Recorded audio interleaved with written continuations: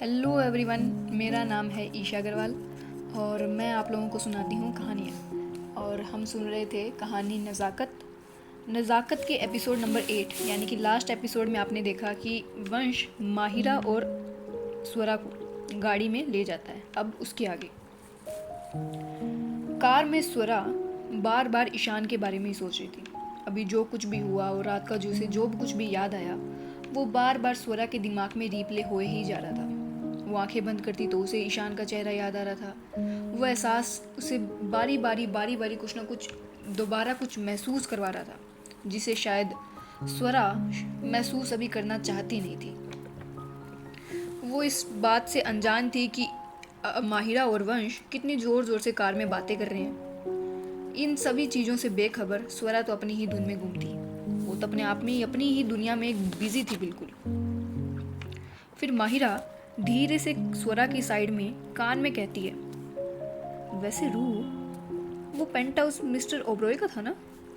माहिरा स्वरा वैसे ही खोए खोए ही हाँ में अपना सर हिलाती है। माहिरा अपनी बात आगे करते हुए कहती है, अगर वो मिस्टर ओब्रॉय का पेंट हाउस था तो मुझे लॉलीपॉप तो दिखा नहीं वहाँ। स्वरा एक अलग सा नाम सुन के थोड़ा कंफ्यूज होती है पर बोलती है, हाँ कौन? माहिरा अपनी बात का जवाब देते हुए कहती है, अरे रिमेंबर 3 हफ्ते पहले जो तुम मुझे घसीटते हुए पार्क में लेके गई थी और मेरे साथ एक हादसा हो गया था। एक जंगली कुत्ता मेरे पीछे पड़ गया था। उसके बाद एक पागल पेशेंट ने मुझे अनजाने में नहीं, इनडायरेक्टली मोटी कहा था, रिमेंबर? स्वरा थोड़ा सोचती है और फिर हाँ में सर हिलाती है। माहिरा कहती है, वो पागल पेशेंट और कोई नहीं मिस्टर ओब्रॉय ही हैं और उनके उस जंगली कुत्ते का नाम लॉलीपॉप है। उन्होंने ही मुझे इनडायरेक्टली उस दिन मोटी कहा था। उस दिन भी मोटी कहा और कल रात को भी उन्होंने मुझे इनडायरेक्टली मोटी कहा। अब स्वरा ये बात सुनती है। अब मैं आपको एक बात बता दूं स्वरा की क्वालिटी, कि स्वरा बहुत इंटेलिजेंट थी। स्वरा का दिमाग बहुत तेज चलता था। वो एक बात सुनती तो उसके पीछे की 4 मतलब निकाल सकती थी। स्वरा का दिमाग बहुत दूर तक जाता था, बहुत दूर तक देख सकती थी। ऐसे ही नहीं बनी थी वो फाइनेंस की हेड, वो भी पिक्सल डोमिनेशन की। स्वरा में कुछ ना कुछ तो काबिलियत थी। वो पीछे की बात भी आसानी से समझ जाती थी। वो स्वरा ये बात सुनकर थोड़ा मन ही मन में कहती है और मन में सोचते हुए कहती है, मतलब उस दिन मिस्टर ओब्रॉय भी पार्क में थे और उसी दिन तो मैं मिस्टर मल्होत्रा से मिली थी ना पहली बार। तो क्या ऐसा हो सकता है कि मिस्टर ओब्रॉय और मिस्टर मल्होत्रा उस दिन पार्क में साथ ही में थे? लेकिन मिस्टर मल्होत्रा ने तो भी बताया ना कि वो पिक्सल डोमिनेशन ज्वाइन करने के बाद मिस्टर ओब्रॉय से फिर से दोस्ती की है उन्होंने, पहले वाली एक अच्छी वाली दोस्ती की है। लेकिन पार्क का हादसा तो पिक्सल डोमिनेशन के उनके ज्वाइन करने के पहले का है। वो अपने दिमाग के ऐसे घोड़े दौड़ा ही रही थी कि माहिरा अपनी बात आगे करते हुए कहती है, बाय द वे रू, वैसे ईशान और मिस्टर ओब्रॉय कितने अच्छे दोस्त लग रहे थे ना। मतलब एकदम बिल्कुल एकदम पक्के दोस्त लग रहे थे।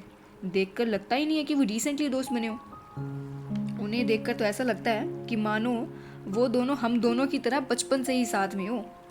और ये बात कहकर वो एकदम ऐसे गर्दन इधर देखती है। माहिरा उसकी तरफ स्वरा की तरफ देखती है।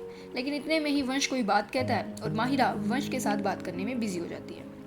यहाँ माहिरा ने तो बात कर दी थी, लेकिन स्वरा का तो नेचर ही ऐसा था कि वो एक बात को 4 बात से मतलब निकाल लेती थी।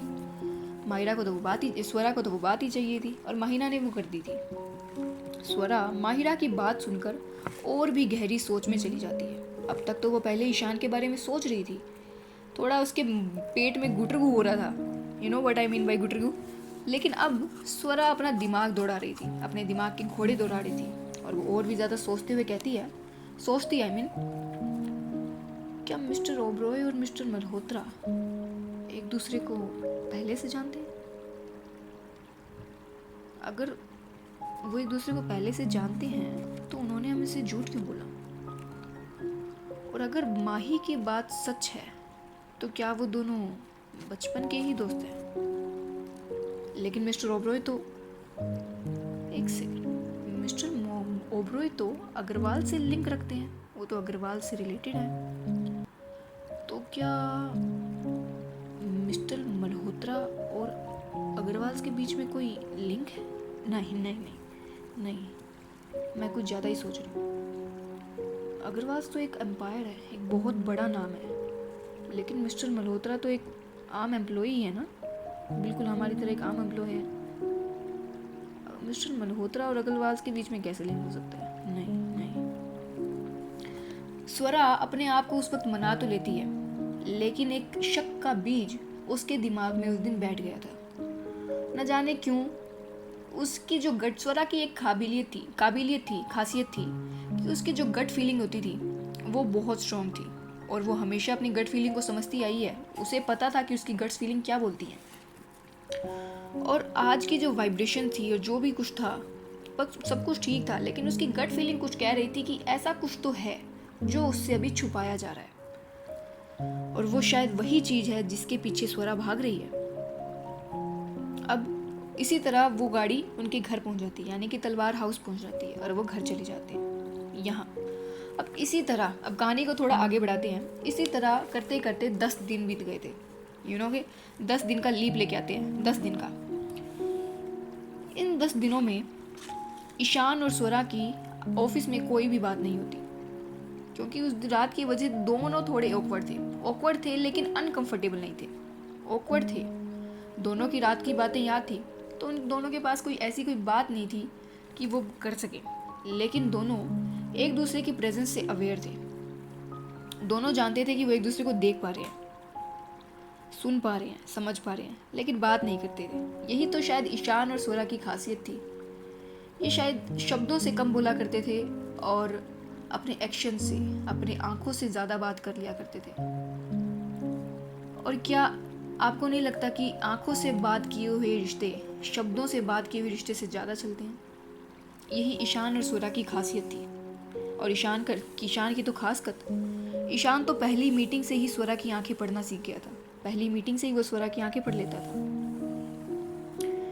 अब इन 10 दिनों में स्वरा जब भी ईशान को देखती तो वो देखती कि ईशान किसी ना किसी लड़की के साथ तो बात कर ही रहा होता था। अब ईशान का नेचर ही ऐसा है भाई, ईशान का नेचर है ही फ्लर्टी, है ही वो एक्स्ट्रोवर्ट। उसको टाइम पास करना होता था तो वो ऐसे ही किया करता था, लेकिन वो चीप नहीं था। ये बात हमेशा ध्यान रखिएगा कि ईशान चीप नहीं था। ईशान अपने लुक्स का खूब फायदा उठाता था, और लड़कियां भी खूब उसे लाइन देती थी।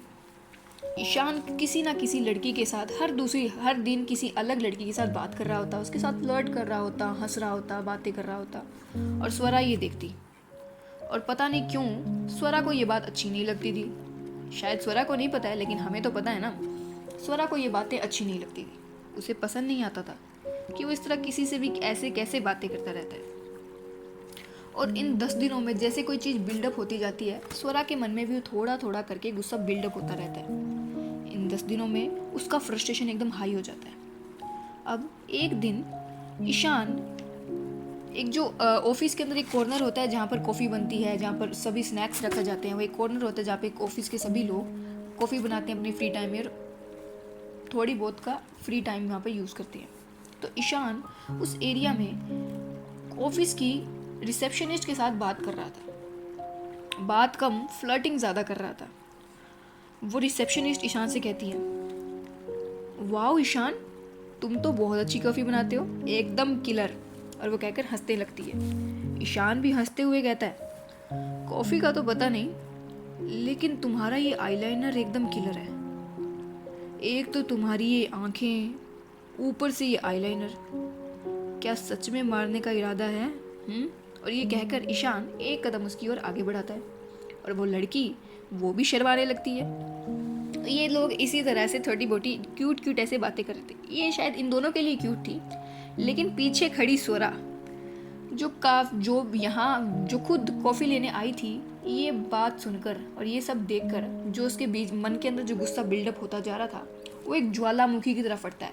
आज तो मानो उसके फ्रस्ट्रेशन लेवल का एकदम पीक हो गया हो।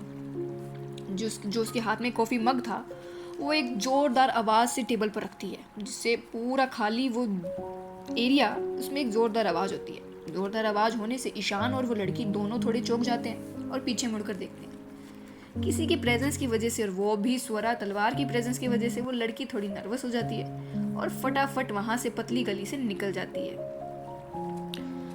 लेकिन स्वरा की तो आंखें डायरेक्ट कनेक्टेड थी ईशान से।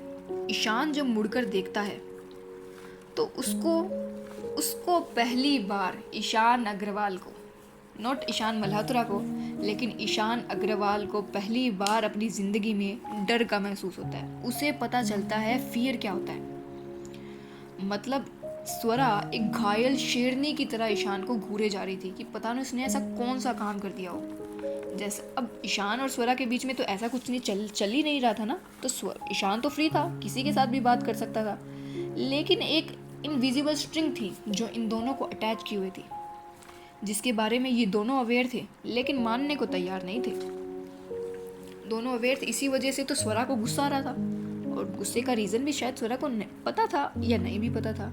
और ईशान को भी शायद पता था कि उसने कुछ गलती की है, इसी वजह से तो उसके फेस का रंग बिल्कुल पीला पड़ गया।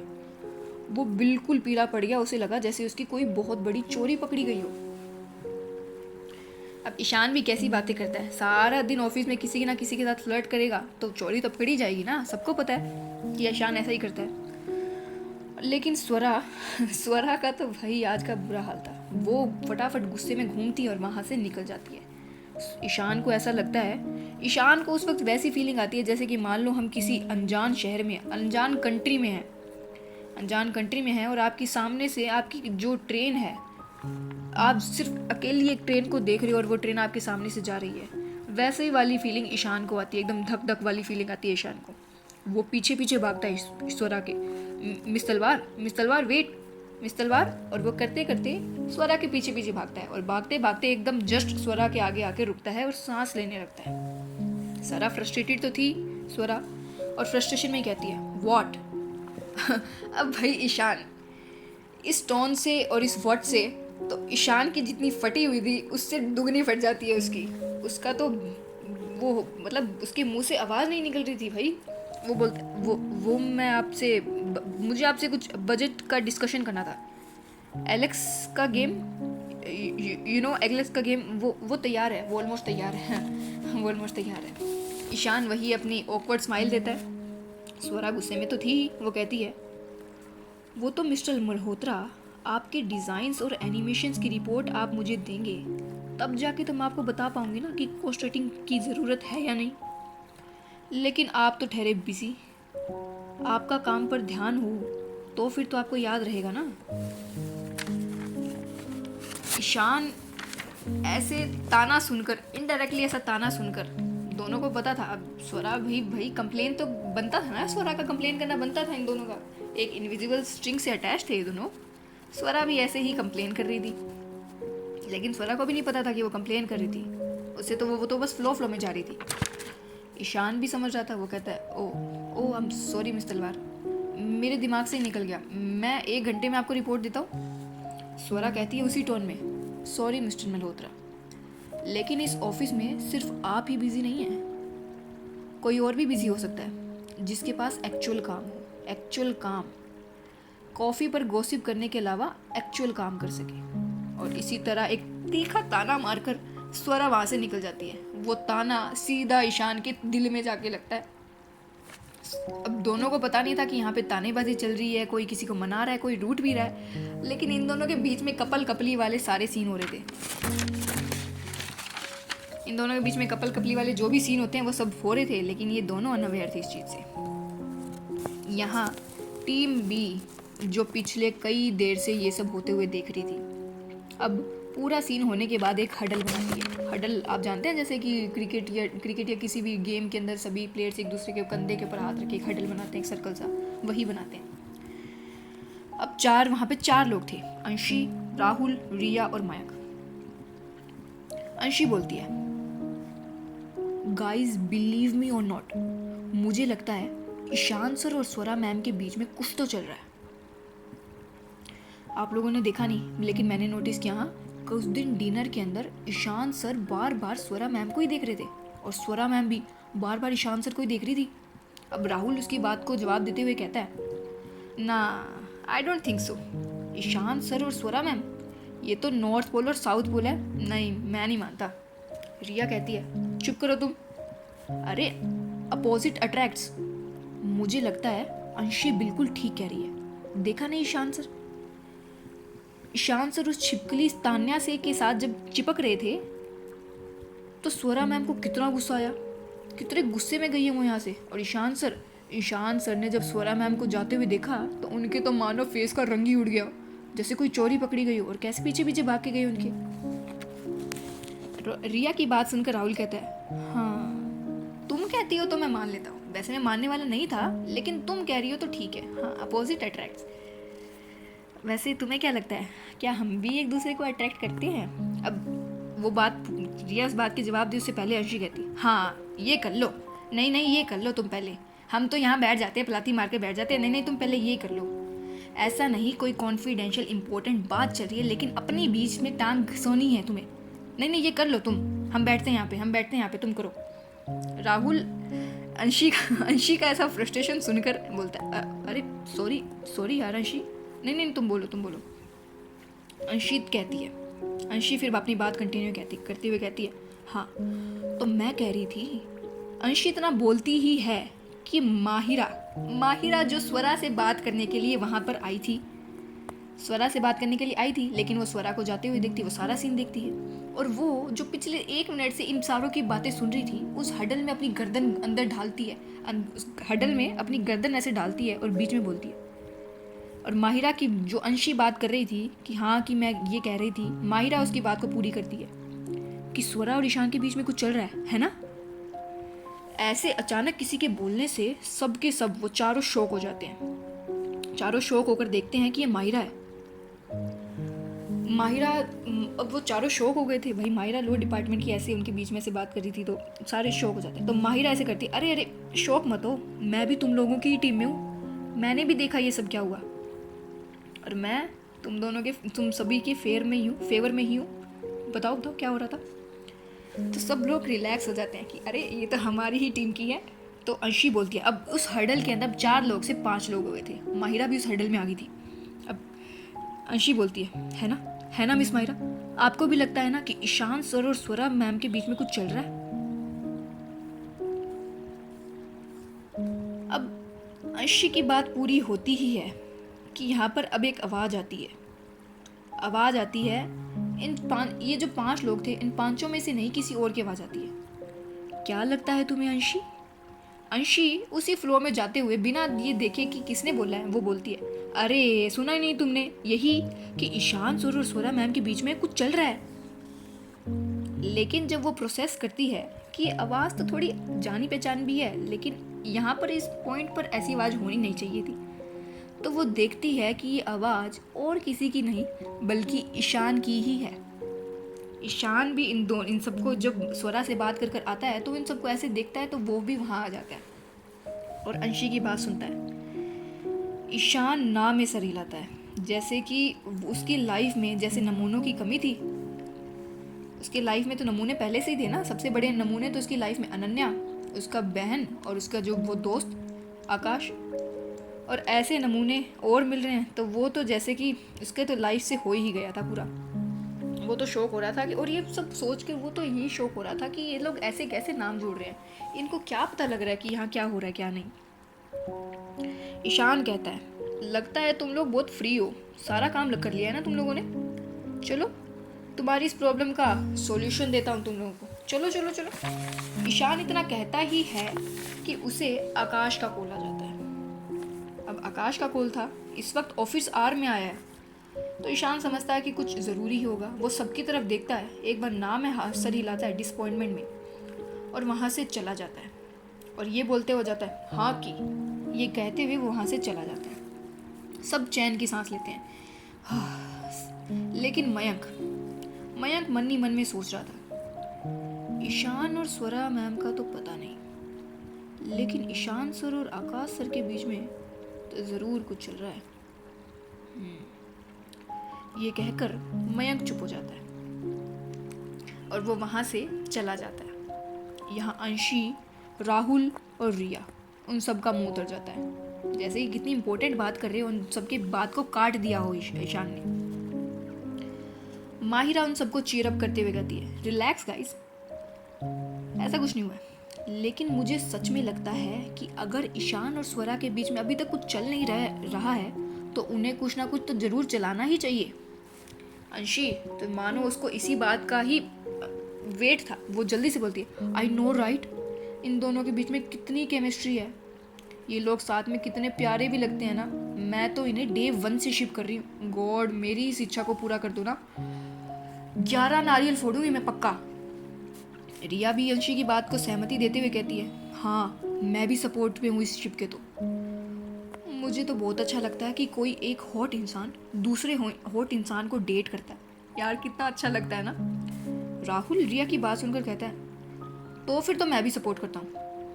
और फिर वो रिया की तरफ थोड़ा देखती है, थोड़ा लीन होते हुए कहता है, तुम्हें नहीं लगता हम भी एक हॉट येट क्यूट कपल बना सकते हैं? हाँ, वो अपनी वही स्माइल देते हुए रिया को कहता है। रिया अपनी आईज रोल करके हुए कहते हैं, ओ प्लीज, ऐसे करते हुए वहाँ से चली जाती है। राहुल कहता है, वेट रिया, मैं भी आ रहा हूँ। और वो ऐसे करते हुए रिया के पीछे चला जाता है। अंशी एक बार ऑकवर्डली माहिरा को देखती है और उसे ग्रीट करते हुए वो भी वहाँ से चली जाती है। माहिरा इन सब के जाने के बाद पीछे से बोलती है, ईशान और स्वरा कपल तो अच्छा है। ईशान दिखने में भी ठीक है, हाँ थोड़ा फ्लर्टी है बट चीप नहीं है, इनफैक्ट जेंटलमैन है, फनी भी है, मेरी तो खूब पटेगी इसके साथ। और ये स्वरा को भी हैंडल कर लेते हैं। Okay done, I approve. अब इन दोनों की स्टोरी की गाड़ी को पटरी पर तो ये माहिरा ही लाएगी। So the mission is on. ये कहते हुए माहिरा एक बड़ी सी स्माइल करती है और वहाँ से चली जाती है। अब माहिरा क्या करेगी ये तो माहिरा ही जाने भाई। माहिरा की माया को कोई जान सका है आज तक? नहीं। अब यहाँ ईशान छत पर जाता है और आकाश से बात करते हुए कहता है कि कुछ पता चला? जो ईशान अब तक काफ़ी वो था, फनी था, फ्लर्ट कर रहा था तान्या के साथ, अभी जो इन सबको डांट रहा था, डिसअपॉइंटमेंट था, अब वो जैसे इंसान ही बदल गया पूरा का पूरा। वो कहता है, कुछ पता चला? आकाश कॉल के दूसरे एंड से कहता है, मैं कोशिश कर रहा हूँ ईशू। 20 साल पहले के सभी एम्प्लॉयज़ को ढूंढना आसान नहीं है। कुछ तो शायद इस दुनिया में भी नहीं है। अब ये थोड़ा मुश्किल होने वाला है, लेकिन एक इंसान का पता चला है। ऐसा ये बात सुनकर ईशान के मानो कान खड़े हुए। आकाश अपनी बात पूरी करते हुए कहता है, वो हमारे लिए बहुत ही बड़ी लीड साबित हो सकता है। ये इंसान सभी लिंक्स को जोड़ता है और ये इंसान इस कहानी में एक बहुत इम्पोर्टेंट रोल प्ले करता है। ईशू देख, मैंने तुझे एक पिक भेजी है, जल्दी उसे देख। इतना कहते ही ईशान के फ़ोन में एक नोटिफिकेशन की पिनअप होती है, पॉपअप होता है। ईशान फटाफट वो फ़ोन देखता है तो देखता है उस फोटो में 2 लोग थे। वो उन दोनों को नहीं जानता था। आकाश कहता है, ईशान पूछता है, कौन है ये? तो आकाश उसकी बात का जवाब देते हुए कहता है, ये है अक्षय सिंघानिया और उनकी वाइफ। अक्षय सिंघानिया छाया आंटी का कॉलेज फ्रेंड है और 20 साल पहले पिक्सेल डोमिनेशन में उनका बिजनेस पार्टनर भी रह चुका है ये। और ईशान, तुम मानेगा नहीं कि आयरनी की बात तो ये है कि इस इंसान को 20 साल में किसी ने भी नहीं देखा है। मानो जैसे कि 20 साल से ये इंसान गायब हो, जैसे इस दुनिया में है ही नहीं। 20 साल से ये इंसान गायब है। तुझे नहीं लगता कि ये थोड़ा फिशी है? ईशान को तो बस कुछ ऐसा ही चाहिए था। वो तो काफ़ी लंबे टाइम से इसी किसी लीड की फिराक में था और आज इस फिराक में इस लीड का सुनकर ईशान को कुछ उम्मीद दिखती है। ईशान कहता है, अपनी गहरी गंभीर आवाज में कहता है, अक्षय सिंघानिया। हकी पता लगाओ इस इंसान के बारे में। और ये कहकर ईशान चुप हो जाता है। 2 मिनट के साइलेंस के बाद वो कॉल भी कट हो जाता है। ईशान आसमान में देखते हुए मन ही मन में कहता है, उसकी आंखें, उसका ओरा। ईशान को शायद, मुझे तो लगता है कि डुअल पर्सनैलिटी है। 1 मिनट में तो कुछ हो जाता है और वो 1 ही मिनट में कुछ हो जाता है। वही चार्मिंग वाला ईशान, एकदम सनलाइट सनशाइन वाला इंसान अब डार्क हो गया था। उसका ओरा बिल्कुल डार्क था।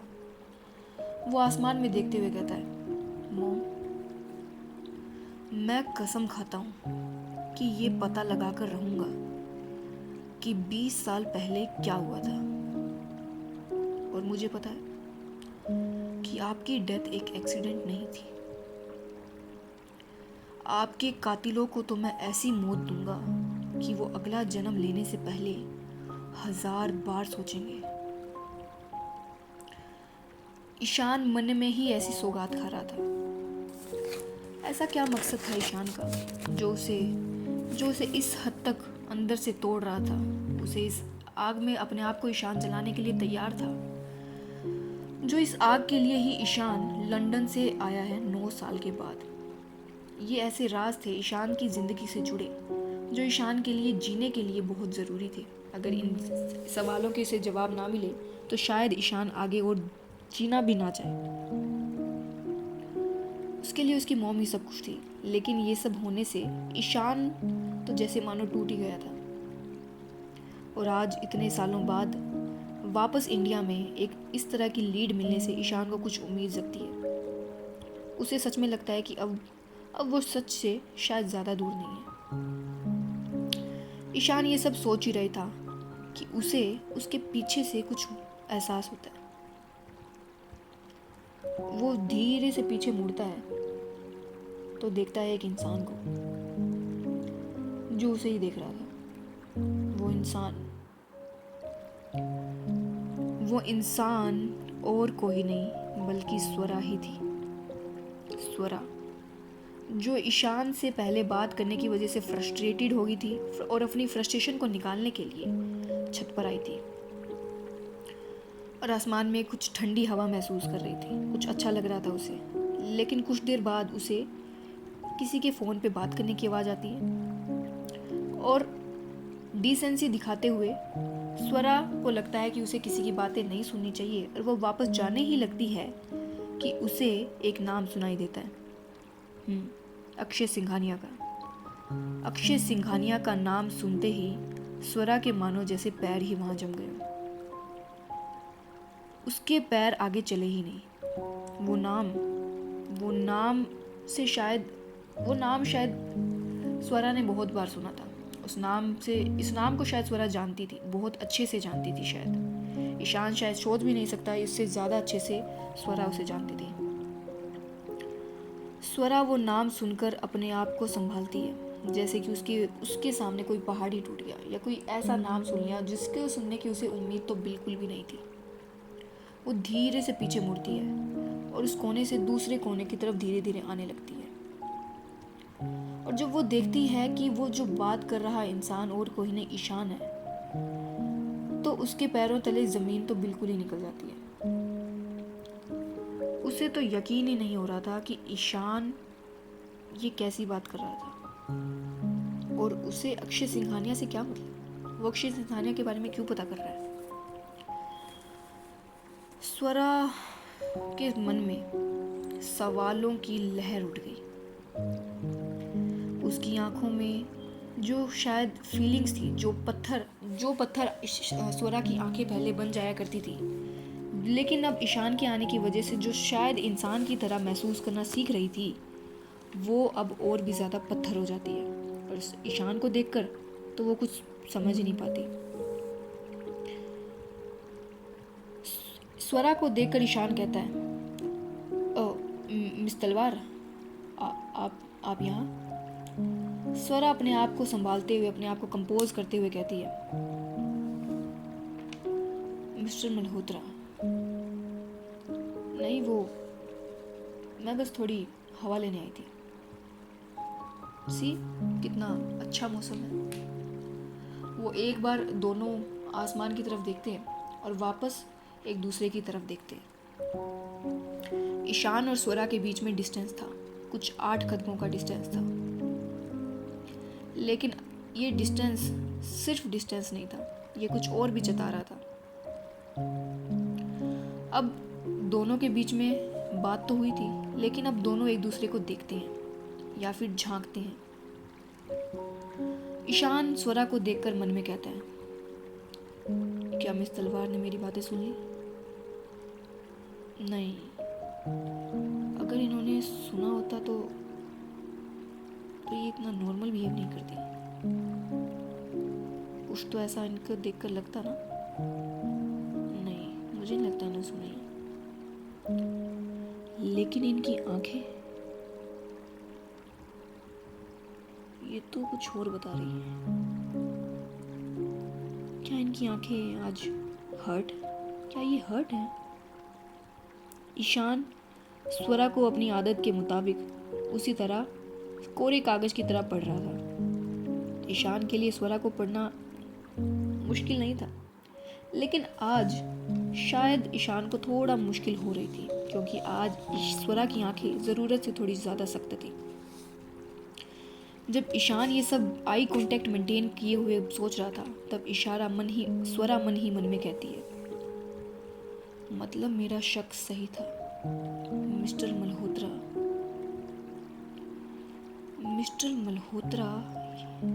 किसी मकसद से यहाँ आए हैं। वो किसी ना किसी तरीके से तो इन सब में इन्वॉल्व हैं। जरूर अग्रवाल से इनका कोई तो लिंक है। क्या मेरे सवालों का जवाब मिस्टर मल्होत्रा के पास है? स्वरा के मन में भी सवालों की लहर उठ गई। दोनों एक दूसरे की तरफ देख तो रहे थे, एक डीप आई कांटेक्ट कर रहे थे, लेकिन दोनों के मन में कुछ अलग ही चल रहा था, कुछ अलग सा।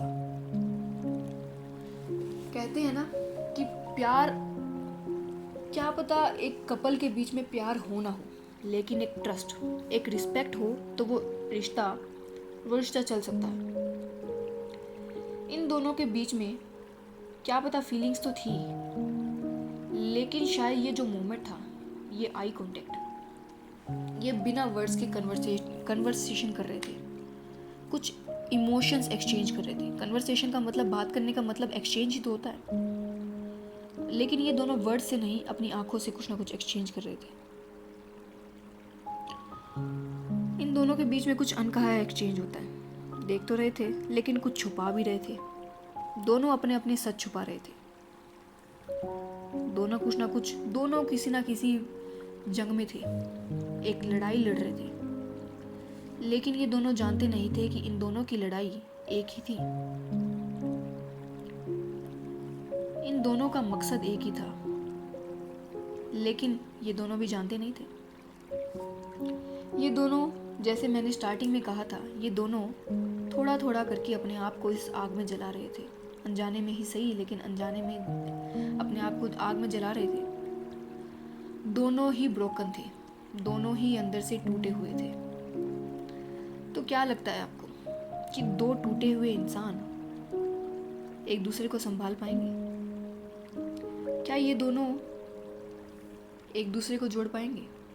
क्या ये मोमेंट वही है, ये जो भी इन दोनों के बीच में मोमेंट हुआ, क्या ये मोमेंट वही है जो क्या तो इनको बिल्कुल तोड़ देगा, या इनको ऐसा जोड़ेगा कि बस पूछो मत? तो ये थी हमारी आज की कहानी। आज के बाद, इसके बाद क्या होता है हम देखेंगे अगले एपिसोड में। आपको ये स्टोरी कैसी लग रही है प्लीज़ बताना, और आपकी फ़ीडबैक प्लीज़, आपका वैल्यूएबल फीडबैक प्लीज़ मुझे दीजिएगा, ज़रूर दीजिएगा। मैंने कोशिश किया मैं कि नाम को थोड़ा संभाल कर बोलूँ, क्योंकि मुझे पता है मैं नाम में थोड़ा कन्फ्यूजन हो जाता है मुझे। इस फ्लो पर भी काम हो रहा है। आप बताना कि स्टोरी लाइन कैसी चल रही है, कहानी कैसी चल रही है, थोड़ी फास्ट है या स्लो है, या इमोशंस के अंदर आप लोग चाहते हो कि कुछ और बताया जाए। आप लोग जो भी है, मतलब जो आप लोगों को ठीक लगे कि कुछ ऐसा होना चाहिए, वैसा होना चाहिए, प्लीज़ मुझे बताना।